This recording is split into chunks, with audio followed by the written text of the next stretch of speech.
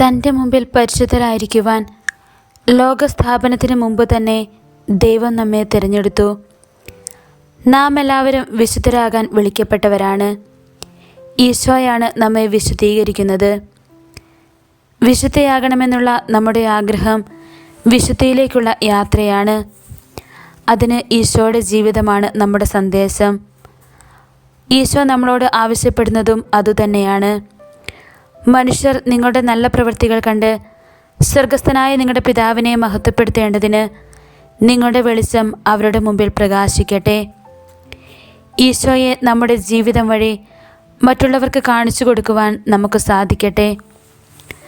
നമ്മുടെ പോരായ്മകളും ബലഹീനതകളും അവിടുത്തോട് പറയുമ്പോൾ അവിടുന്ന് അതെല്ലാം മാറ്റി അവിടുത്തെ തിരുരക്തത്താൽ കഴുകി നമ്മെ വിശുദ്ധീകരിക്കുന്നു.